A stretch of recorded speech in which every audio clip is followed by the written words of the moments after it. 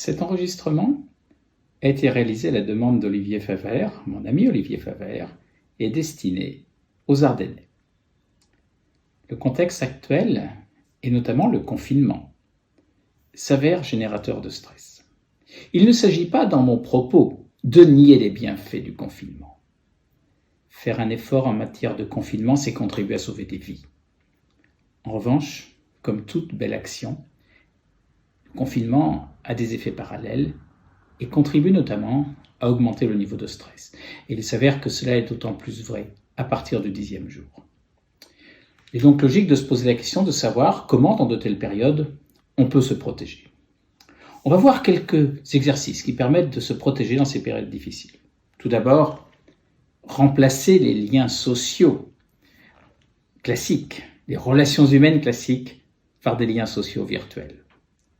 C'est prendre le temps de téléphoner à des amis ou d'échanger par eux grâce à des réseaux informatiques, mais prendre le temps d'appeler un ami, d'appeler un proche, c'est contribuer à l'aider.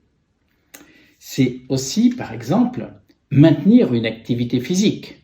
On sait que l'activité physique est protectrice des effets du stress, et bien dans le contexte actuel, elle est plus facilement restreinte. Bien sûr, en respectant les consignes relatives au confinement. Il ne s'agit pas d'aller en groupe et faire n'importe quoi, mais à l'échelle individuelle, prendre le temps d'avoir une activité physique est essentiel. Il peut s'agir tout simplement de prendre quelques minutes pour lire. On sait que la lecture en quelques minutes est protectrice des effets du stress. C'est aussi se conserver des moments de solitude. Puisque l'on ne peut pas voyager à l'extérieur, profitons de cette période pour voyager à l'intérieur. Ces moments de solitude sont indispensables, ils nous permettent de nous recentrer sur nous-mêmes et sur le temps présent et s'avèrent très protecteurs. Et puis, ne subissez pas, agissez. Le fait d'agir est très protecteur.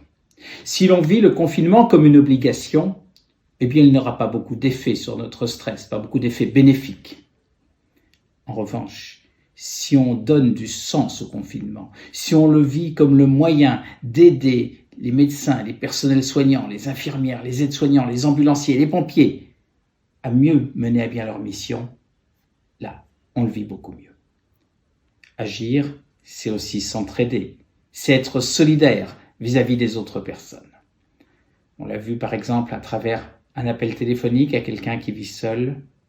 Il y a dans notre pays actuellement de nombreux exemples d'actions solidaires qui voient le jour. C'est plus que jamais le moment d'en être à l'origine. Chers amis des Ardennes, si ces quelques petits conseils peuvent vous être d'une certaine utilité, j'en serai très heureux.